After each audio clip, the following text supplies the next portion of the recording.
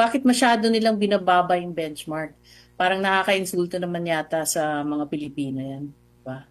So kung sino man yung gumawa niyang soundbites na yan, siguro bagsak yan sa Communications 101. Kasi kung ang pinapalabas niyang kwento ay or narrative niya ay mura mga bilihin, hindi ganun yung dating. Ang dating, medyo elitista yung dating kasi parang, oh, yan lang ang kaya yung budget, 500 lang. So, magtiis kayo. Parang ganun yung dating sa tao. Lagi na lang 'to, taon-taon, ₱500 challenge yata ito, eh. Na pang Mm. Noche Buena, ma'am. Ano pong nakikita niyo pong, ano dito, anong pananaw niyo po rito? Anong opinyon niyo po, dito po? Kasi sentro ito ng, diskusyon ngayon sa social, media. Taon-taon na lang po ito, debate po dito, debate doon. Anong pananaw niyo po dito, Ma'am Cora?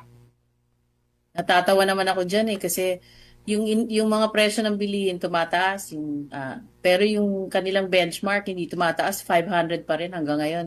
Ilang taon na ba 'yan? At saka hindi ko alam kung anong pinanggalingan yung 500 na 'yan kasi alam mo ang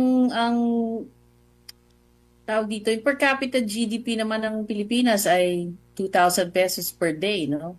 So, at saka yung ating wages, over 600. So, saan nanggagaling yung 500 na yan? Bakit masyado nilang binababa yung benchmark? Parang nakaka-insulto naman yata sa mga Pilipino yan. Diba? So, kung sino man yung gumawa niyang soundbites na yan, siguro bagsak yan sa Communications 101. Kasi kung ang pinapalabas niyang kwento ay or narrative niya ay mura mga bilihin, hindi ganun yung dating. Ang dating, medyo elitista yung dating kasi parang, oh, yan lang ang kaya yung budget, 500 lang. So, magtiis kayo. Parang ganun yung dating sa tao. Opo, pero ang ano din kasi nito, ma'am, sinasabi din nila sa gobyerno, diskarte lang daw ang kailangan kasi meron namang mura, meron namang mga discounted.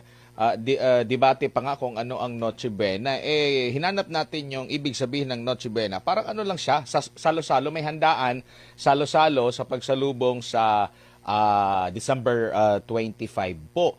No? So parang sinasabi nila na kahit anong handa pwede yan sa Noche Buena. Meron namang mga discounted.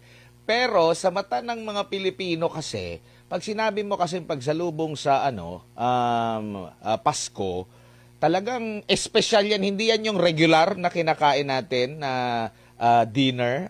Parang fiesta. Parang ganyan din yung